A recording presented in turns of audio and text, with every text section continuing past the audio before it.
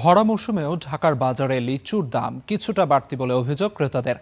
আর বিক্রেতারা বলছেন এবছর ব্যাপক ফলন হয়েছে লিচুর, তবে ভালো মানের লিচুর দাম একটু বাড়তি।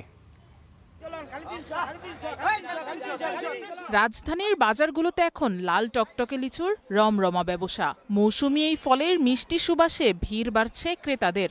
জাত ভেদে বাজারে এখন হরেক রকম লিচুর সমাগম। বাজারে বোম্বাই, মাদ্রাজ, চায়না 3 লিচুর ব্যবসায়ী এখন বেশি। সবচেয়ে বেশি দাম চায়না 3 লিচুর।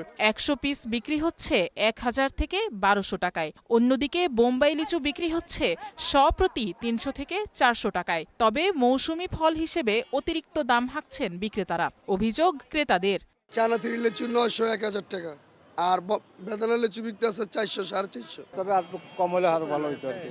মানে মধ্যবিত্ত তারা খেতে পারতো, কারণ নিচু যারা একেবারে নিচে আছে এরা তো পাচ্ছে না। এই সিজনে আসলে লিচুর দামটা আরেকটু মনে হয় কম হলে সবার জন্য ভালো হতো। 2-এর মধ্যে হলে সবচেয়ে ভালো, 2-2.5 এরকম। তবে এই বছর লিচুর বাম্পার ফলনের পরও পাইকারি পর্যায়েই লিচুর দাম বেশি বলছেন খুচরা ব্যবসায়ীরা। চায়না আছে 800, 1000, 1400 পর্যন্ত আছে। আমাদের পাইকারিতে মনে করেন 150 টাকা এর লাভে সারি, আমরা তো আরো থেকে আনি। বিষয়টা ওরাই বলতে পারবে। পাইকারি কিনা পরে মনে করেন 280, 300 কিনা পর 270 কিনা পর 20-30 টাকা লাভ করে 100 লেচু। যানবাহন খরচ বেশি। লিচুর মৌসুম মানেই ফলের বাজারে উৎসব মুখর পরিবেশ। সামনের দিনগুলোতে দাম কিছুটা কমবে বলে মনে করেন বিক্রেতারা। Afroza Lamia, star news, Dhaka.